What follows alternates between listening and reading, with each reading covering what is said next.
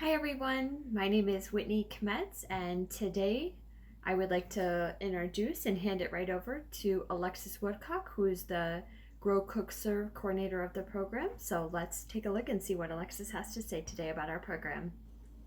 Hello, I'm Alexis Woodcock, Grow Cook Serve Coordinator at Cornell Cooperative Extension of Chenango County. Grow Cook Serve is a program funded by the United Way. Our goal is to provide access to healthy fruits and vegetables by donating produce gleaned from local farms to food pantries. We also provide nutrition and cooking education so families can prepare healthy meals at home. Join us every week for healthy recipes demonstrated by our nutrition educator, Whitney. Okay, thank you so much, Alexis. So let's get started for the day today. Today we will be making bell pepper nachos. Before I begin, I do want to talk about one change I made. So I did not have granulated garlic on hand or garlic powder, so I did use freeze-dried garlic, so it's something that I had on hand. Okay, so let's jump right in. Okay, so here is my chicken that I already cooked, and this is about 2 cups of chicken that I used here. What I'm going to add in now is going to be 1 cup of salsa.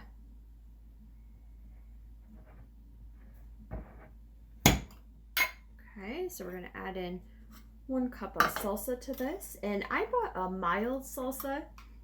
You could use whatever salsa that you would like. I thought mild would be the best for this recipe today.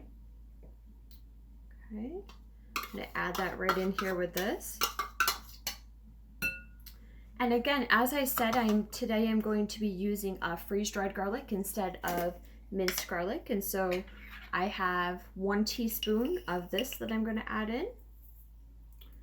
And then today I'm going to be using ground cumin, and so I'm going to add in 1 teaspoon of ground cumin.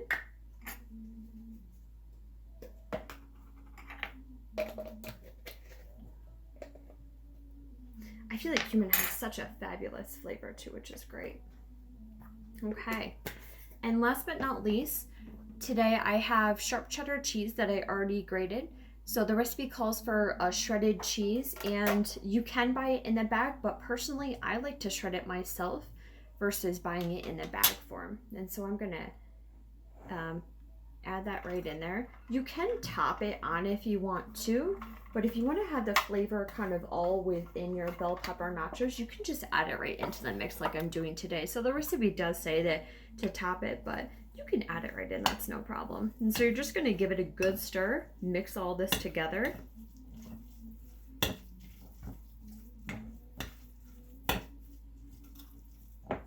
Okay, wonderful. And I'm just going to move this aside because I want to show you my nachos, my bell peppers that I got ready for today. Okay, so I have the bell peppers. What I did, the first thing I did was I washed them because it's very important. We want to make sure that we're always washing our produce.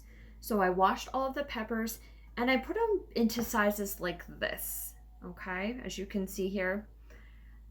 It says bite sizes in the recipe, but honestly, I felt like at least a 2 bite would be appropriate for this. So I did the 2 bite because I thought that would be best. And you can use whatever baking sheet or pan that you have at home, just something that you can put all of your peppers right in. And then all I'm going to do now is just put the mix right within the peppers. Okay, so just kind of basically layering it on. And the nice thing is I don't know about you guys, but when I have nachos, they are extremely messy.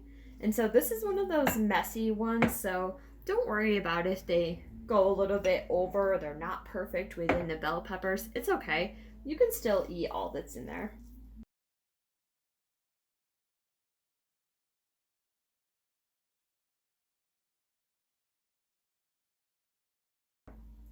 In the beginning too, before you start any of this process, I would highly recommend getting your oven preheated.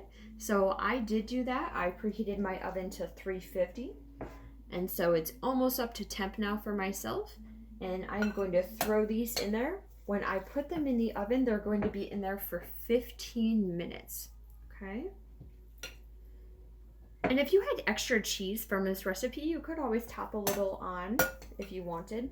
The only thing is you would just be adding a little bit more calories and a little bit extra fat to your recipe. So if you want to keep it a little bit less for fat and calories, I would stick with what the recipe is. But if you doesn't matter, if you're just doing kind of a treat, then that's okay too. Okay. Beautiful. Okay. So we have here, oh, perfect. My oven's all preheated, ready to go. Look at that. Okay, so we have our bell pepper nachos ready to go into the oven. So I'm going to stick those in the oven and we'll see what the end product looks like.